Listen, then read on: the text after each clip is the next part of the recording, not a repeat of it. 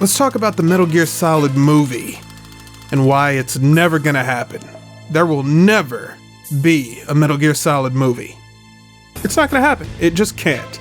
It's not allowed to exist. Not by my choice. Like, if it was up to me, you pay me the money, I'll write you a Metal Gear Solid script right now. I'll do it. But the laws of physics do not permit a Metal Gear Solid movie to exist. And I'm gonna tell you why. You know, it used to be a long time ago. Okay, not a long time ago. In your years, maybe like 2 or 3 years ago. I used to actively hope that a Metal Gear movie just wouldn't happen. And the reason why is because Metal Gear means different things to different people. So there's no way to capture all of that subtle nuance in a feature film. The film would have to be all things to all people, and you're not going to please everybody. So no matter what you do, somebody somewhere in the world is going to pan it. Aside from that, the stuff that I saw from the people trying to make the movie made it abundantly clear that they just didn't know what they were doing. Now, I'm not trying to slam Jordan Vogt-Roberts. I think he's a director. I can say that much about him. But in every interview he's ever given where he talked about wanting to make this movie, he just came across as having fanboy levels of enthusiasm, and that's just not the right way to go into a project like this. It's impossible to make a Metal Gear movie unless you're able to look at the series critically. You need to think like an editor and understand what works and what needs to stay on the chopping room floor. Jordan Vogt-Roberts, from what I've seen, and I could be completely wrong, but the way he's talked about it, he doesn't appear to look at MGS like that. It doesn't seem like this guy has anything negative to say about Metal Gear. To him, everything in the series is cool, or stylish, or mind-numbingly amazing. I never heard any criticism from him. Like, that was especially apparent in the concept art that he had commissioned. He was just throwing everything in the kitchen sink into the drawings. He told his concept artist, like, okay, I want Gray Fox fighting Gecko from MGS4. Completely different time period, completely different context for these two things to exist, but I want both of them in the same drawing. And then the concept artist went and did that. That tells me that JVR thinks that everything in MGS is cool, regardless of the reasons for those things to exist. Like, the reasons why Gecko exists, it works specifically for MGS4. You can't have Gray Fox fighting Gecko because they're different time periods. And I know that he did that to demonstrate what was possible and, just throw ideas out there. But no, I don't think the guy just, I don't think he gets the series.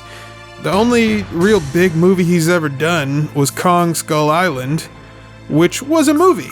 Was it good? Was it bad? It was a movie. The best part of that movie was the Dewey Cox dude, whoever that guy was. He was the best part of the movie, and that's not a good sign when the best part of your King Kong movie is the guy from the Dewey Cox story. I'm just saying. And don't get me wrong, I'm not saying that someone needs to hate the games or talk trash about them like I do, but whenever you adapt anything, you just can't be head over heels in love with the source material. You should love it to an extent, obviously, but you should also kind of want to stab it, like at least twice. Whenever somebody mentions a Metal Gear Solid movie, or whenever somebody ever did in the past, I get really worried. I would get this inkling that, oh no, they're actually going to make this movie, and that would horrify me. But I got nothing to be concerned about, because there's never going to be a Metal Gear Solid movie. Again, it defies the laws of physics. That movie simply cannot exist. Now, I could approach this like some obnoxious top 10 reasons why the MGS movie will never get made, one of those shitty list-making YouTubers. Honestly, I don't even think there are 10 reasons. There aren't. There's one gigantic reason that splinters off into a million microscopic problems, like the multiverse in the Marvel Cinematic Universe. It splinters off. And that's what's preventing this movie from getting made, okay? Alright, you ready? You ready for the number one reason? Here's the number one big-ass reason you're never gonna see an MGS movie. You ready? Here it comes. Here it comes. Alright, get ready. Metal Gear's just too stupid. It's too stupid to get made into a movie. You can't make a Metal Gear Solid movie because Metal Gear itself is too stupid. Like, imagine you're a Hollywood producer, and it's your job to greenlight video game movies. and somebody comes up to you with a pitch for a new movie. You're like, what's it called? And they go, Metal Gear. Okay, hold the cannoli. Let me stop you right there. What did you just say to me? Yeah, it's called Metal Gear. All right, okay, slow down, because I'm not done with my aneurysm. What the is a Metal Gear? And so the pitch guy, he's like, well, it's a giant robot with a nuclear missile launcher on its back. Oh, I see now. Proceed. So then the guy starts talking about how absolutely horrifying this Metal Gear thing is. Okay, it's got armor plating, machine guns, rockets. It can walk on any terrain. It can climb up to the top of Mount Everest and launch a nuke to any location on the planet. It's the deadliest weapon in human history. And so you as the Hollywood producer, you hear that, you think, okay, cool, I see the concept. It's about weapons of mass destruction. Simple, timeless. I like it. Then the guy goes, yeah, but it's actually about how your genes don't determine what you're capable of. At this point, any self-respecting Hollywood producer would think this seems like the perfect Alec Baldwin vehicle. Bada bing, bada boom, and the guy pitching the movie would never be seen or heard from again. It's just too stupid. The name Metal Gear itself is too stupid. Like, even if the Hollywood producer is the biggest gamer on the planet and he has expert knowledge of the series, their job is to sell the movie to people who don't play games. And unfortunately, your average movie patron just doesn't tend to buy tickets to movies where the title is a string of gibberish. Didn't even think about it. The protagonist of the story, Solid Snake? Y'all gotta change that name. Even if in the script, someone were to call attention to that, like, your name is Solid Snake? But then if you did that, if you actually went and did that, and the screenwriter were to put that gag into the script, then Metal Gear fans would complain. They'd be like, no, we just accept that his name is Solid Snake. That's a cool code name. But no, that movie, it doesn't make any sense. Or they would have to give him a real name, like Justin Halley from the Worlds of Power novelization. They would have to give him a real name and then assign him the code name Solid Snake. And then like Paul Rudd did in Ant-Man. Is it too late to change the name? Because nobody wants to be called fucking Ant-Man. By that same principle, you can't have a Metal Gear Solid movie because the main character's name is freaking Solid Snake. That joke has existed for eons in the Metal Gear fandom, that you play as a dude named Erect Phallus. Who do you play as in this game? Gaseous Chode. That's who you play as. That's your main character's name. You play as that guy. Charlie Woodcock. So anyway, if you didn't change the title of the movie to something that's actually in English, if you left it as Metal Gear and the protagonist as Solid Snake, then you're marketing exclusively to fans of the games. You're relying on brand recognition alone to sell your movie. And Metal Gear, it's just not as strong of a brand as Tomb Raider or Mortal Kombat or even Resident Evil. It just doesn't have that household name staying power of those other franchises. Like, ironically, despite being one of the biggest video game franchises of all time, Metal Gear has actually a really niche fan base. If you wanted to make a smaller indie film for like maybe $30 to $40 million, then it's no big deal. You can do that all day, every day. But a movie like MGS, just for the giant robot alone, that's going to cost a minimum of $100 million, which is a huge gamble. Studios don't generally go for that. The only way to get a studio to sign off on that kind of budget would be to guarantee ticket sales. And you just can't do that with stupid-ass nonsense names like Metal Gear and Solid Snake. It's not going to happen. But Konami would never allow for a title change. They would never sign off on that because it's their IP. They own it. They're banking on being able to sell additional merchandise based on this movie. They would hope to bring in new fans that they could sell games to. But if the title of the movie is different from the games, they can't capitalize on the brand association. And I know people are going to chime in about how shitty of a company Konami is, and I got news for you. Every corporation is. That's why they're a corporation. But Konami's not the reason that the movie's never getting made. Because Metal Gear is stupid, right? Metal Gear, pretty dumb, let's be honest. But you know what's way more dumber than Metal Gear? You are. like you who watches my videos. It's like it's your fault. You are causing this.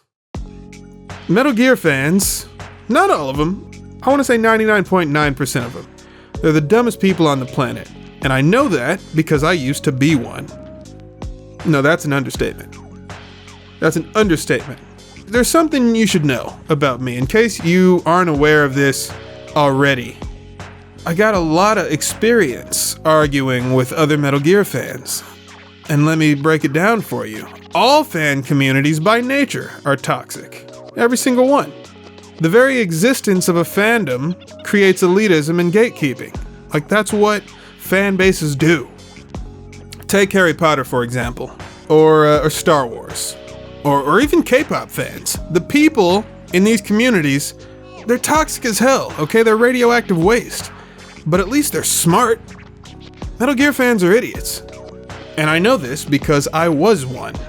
So when I say Metal Gear fans are idiots, I'm telling you how stupid I used to be. It wasn't easy to get out, but I did it. And all I had to do was see Metal Gear for what it actually is. So after MGS5 came out, and it's pronounced 5, and Metal Gear fans are so dumb, there's a huge community of Metal Gear fans out there that think it's pronounced Metal Gear Solid V. They really think that. And they point to this stupid tweet where he explained why the numbering system changed from Arabic numerals to Roman numerals. Because Venom, V for victory, V has come to, right? And so he wrote in the tweet, MGSV. It's pronounced MGS5, but he wrote MGSV, and so entire leagues of Metal Gear fans took that and ran with it, and they started calling Metal Gear Solid 5 Metal Gear Solid V, The Phantom Pain. And they still call it that to this day. Meanwhile, just look up one commercial of MGS5, any Japanese commercial where they actually say the title at the end. At the end of every Japanese video game commercial, they say the name of the game. So just go watch one MGS5 commercial and see the announcer say Metal Gear Solid Fibu, which is how you say 5 in Japanese. It's weird. Or watch any of the MGS5 interviews with Kojank-ass, where he says Metal Gear Solid 5 numerous times throughout the interview. It's always been 5. It's never been V. Again, this is how dumb Metal Gear fans are. And that's what led me to have a major revelation. See, the Metal Gear fan base as a whole is a cult. Its structure and the way it functions, it's exactly like a cult. But the cult has grown so out of control that there are different extremist factions that have splintered off of the main branch, leaving the fan base completely divided. The majority of the Metal Gear cult centers around its founder, Hideo Kojima. And here's why you will never hear me pronounce Kojima's name correctly. He turned his name and likeness into a brand name. And I'm anti-brand name, for one. I'm just anti-capitalist. But besides that, I simply refuse to give that racist, misogynistic piece of shit free advertising. If your name is a brand, me saying your name is giving you ad space, and you're not gonna live in my head rent-free. Anyway, this cult, right? You have no idea how deep this cult goes. I spent time infiltrating the Never Be Game Over Discord. It was a shit show. But here's how deep the cult goes. Cult members know Kojima is a piece of shit. They know, but they still continue to support him. Kojanki, for those who don't know, he was fired from Konami. Konami does not in any way want to be associated with Kojank-ass. They don't. But there's just one major problem. Jordan Vogt Roberts is a high-ranking member of the Metal Gear cult. So both him and other cultists, they're not interested in a Metal Gear movie without Kojumping Jack's input, meaning Konami would be forced to collaborate with someone that they no longer want to. Hypothetically, right? Okay, hypothetically, let's say the stars align just right and Konami signs off on the movie. Do you have any idea how much of a disaster that would be? Do you remember Sonic the Teeth Hog? You remember the Sonic the Teeth Hog fiasco a few years back? If you ever saw an actual Metal Gear movie trailer, all the different extremist factions would come out of the woodworks, and each of them would find something that they perceived as being just as bad as Sonic the Teethhog. But the problem is that none of them would agree on what the Teethhog thing was. Whatever one group said was wrong, another group would say it's fine, and then they would have a problem with some other thing that a fourth extremist group would then say, no, you're an idiot, and this is why you should die. And then there would be a bunch of suicide commentary going on, death threats. It'd be a total clusterfuck. It'd be bad. Like Sonic the Teethhog, it was bad. We all know it was bad. It was universally hated by everyone. But Metal Gear fans don't agree on anything. Metal Gear fans don't even agree on whether there should be another game in the series. It's divided right in the middle. Within the Metal Gear community, it feels like there's an ongoing competition to see who can disagree with everyone the most. Who can have the most hot take, the hottest possible take. And I'll tell you right now, I was at the forefront of that competition for years. But again, Metal Gear means something different to everyone. That's why it's your fault. It's your fault why there will never be a Metal Gear movie. It's because you yourself associate Metal Gear with a different meaning than the next fan across from you. But there's more. Oh, did you think I was done? I wasn't. Most fans think that MGS3 is the best game in the series. So, what if the filmmakers decided to start with the first game in the chronology? Wouldn't that be cool? That'd be great, right? No! Of course not. Have you been listening to anything I've been saying? Of course not, you haven't. Because if you're a Metal Gear fan, you're stupid. You're stupid because you don't friggin' listen. All across the internet, I can't stand this. All across the internet, MGS2, it's hailed as this postmodern masterpiece. Okay, you've seen the Super Bunny Hop video. MGS2 is this amazing experience that transcends the medium, right? And everybody talks about how relevant its social commentary is. And sure, okay, I'll give you that. But people are so caught up in trying to use MGS2 as a means of appearing intellectual and enlightened that they completely miss the point of the game. They just ignore it. Like people just don't get MGS2. Even the people who've made these 30-minute videos, me, myself included, MGS2 literally tells the player why they should not be playing it.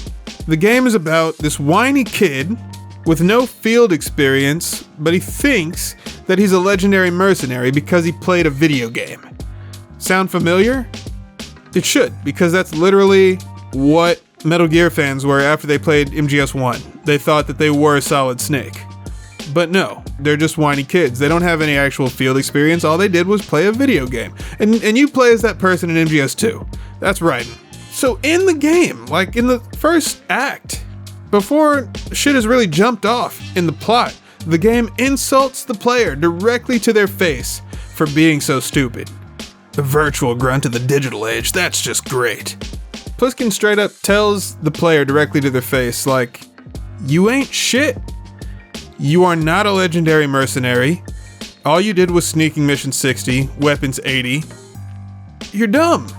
Stop playing the game. Go outside and get some real world experience. That's what you need to do. You need to put the controller down and go live your life, which was also a message that was supposed to be delivered at the end of MGS1. It was bad commentary, but at the end of MGS1, Snake is like, I'm gonna go live instead of, fighting all the time. It was supposed to be a message like, hey, maybe you should stop playing games so much and, go outside and, maybe learn a skill. But no. Metal Gear fans, we didn't do that. So anyway, at the end of MGS2, right? The whiny kid, he realizes that all people in power, they're never going to do anything but lie to him to fuel their own personal agendas. And so he's going to start thinking for himself instead of being manipulated by other people. And it's actually pretty clever, right? The protagonist spends the whole game literally being controlled by the player. You control him, but at the end of the game, Raiden learns to be his own person, which was what we were supposed to internalize. We were supposed to take that message and look at all the external factors in our lives that influenced our decisions, and then we were supposed to Marie Kondo that shit. We were supposed to get rid of anything that doesn't spark joy. But we didn't do that. We didn't do that. We didn't do that. We finished MGS2, and then immediately after that, we were like, make another one. And that's exactly what Kojancast did. He made MGS3 the best game in the series. Hoorah. It's great. We loved it. There's no way to say this without looking like I'm trying to take a contradictory position. It's gonna sound like I'm just trying to deliver an edgy hipster hot take. And if that's how you feel, then there's probably nothing I can do to change that, but listen. If I was ever trying to be a contrarian, I would just straight up tell you. That's not what this is. All I'm doing is speaking an uncomfortable truth that nobody wants to acknowledge because Metal Gear fans are all in denial. It's just a fact. Sorry. And, people just hate having their worldview challenged. That's just human nature. So let me just rip the Band-Aid off, all right? Tell you something that you probably don't want to hear. The boss is an extremely shitty character. She's fucking terrible. Because she breaks one of the most important rules of writing. Show, don't tell. It's real simple if you're not familiar with this property. In any story, you should show important events, not talk about them after the fact. So the boss, being this important figure in Snake's life, it means absolutely nothing to me as the player. At no point in their relationship is it ever established why she's important. In fact, no. Their relationship itself is never established. We're constantly told how special she's supposed to be, but we're never shown why she's so special to Snake. And throughout the game, Lori Allen, she speaks in this robotic, emotionless monotone. Throughout the whole game, she talks in the same tone of voice, like a robot. Did she also play Ada in Zone of the Enders? She might have, because she speaks in the same monotone, emotionless voice throughout the game, because she is only a soldier who is meant to follow orders, and she doesn't emote. She has no feelings. She is a Vulcan from Star Wars. Which one is it? Gandalf. Like at the end of the game, before you fight her, like even when the boss has tears streaming down her face, her voice never has any inflection whatsoever. And then you defeat her, and the game wants me to feel sad about shooting her in the face. And I don't. I don't. No, shooting the boss in the face, that's my favorite part of the game. I reload a save just so I can shoot her again. She sucks. Fucking thing sucks! And it's a really easy fix. It wouldn't take a lot to fix it, okay? Here's what you do. Instead of the pointless-ass virtuous mission at the beginning of the game, just take that whole thing and just make that the boss training a young Jack. And that's your tutorial. And that way, through their interactions and the way she talks to you, in her teaching you, her coaching you and guiding you, you demonstrate, you show, instead of tell, why Snake holds her in such a high regard. But once again, I gotta remind you that Metal Gear fans are stupid. Alright? They're fucking stupid. They think the boss's character arc, if you can even call it that, is as good as it gets. Metal Gear fans love the boss. And even me, as a youngin', I was convinced, like, the boss is a great character. But then I came to my senses. You can never put the boss in a Metal Gear movie, because any sort of deviation from that storyline to try and make it better, to try and actually establish her character arc and explain and demonstrate to the audience why she's so important to Snake, if you actually tried to do that and improve upon the game, it would be met with hostility.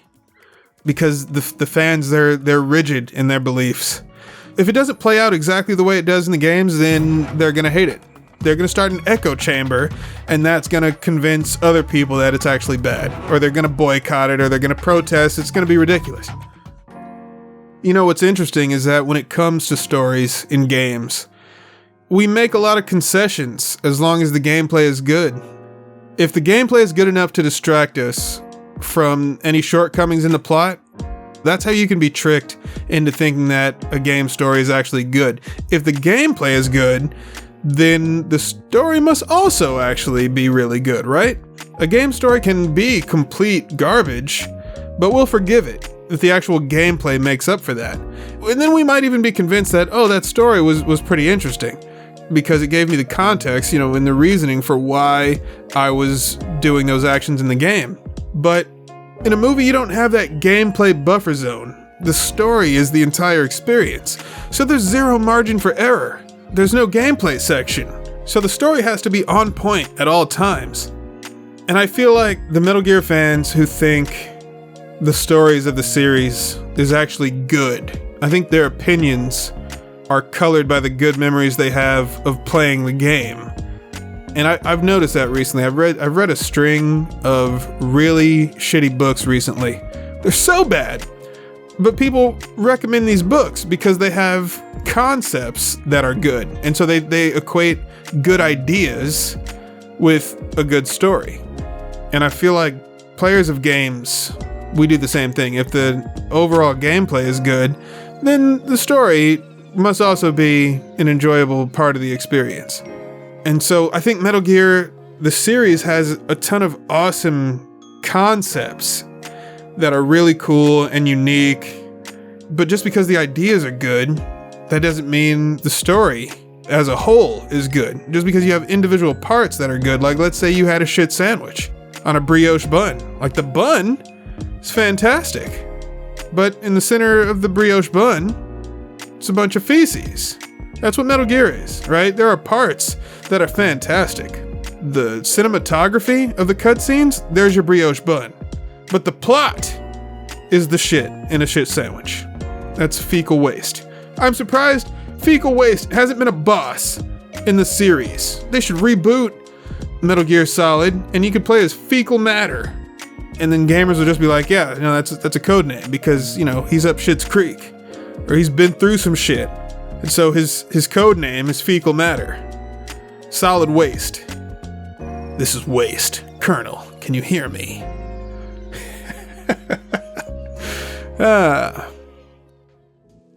Next time you have a movie night with your boys, I dare you to go to Kefka Productions' YouTube channel and just try and actually sit down and watch one of the Metal Gear Solid games in one sitting. And I guarantee you won't be able to do it. Somebody at some point is going to get bored and take out their phone. They're going to look at what the stocks are doing, what the president say in real life, not President Johnson in MGS2. They're going to find something that's more entertaining. I guarantee you that nobody is going to have their eyes glued to the screen watching any of those games because the gameplay is what you need to glue those shitty cutscenes together. Without that juicy meat glue, I don't know what I'm trying to say. I have no idea where I was going with that metaphor. I'm going to stop it. I'm going to just nip it in the bud.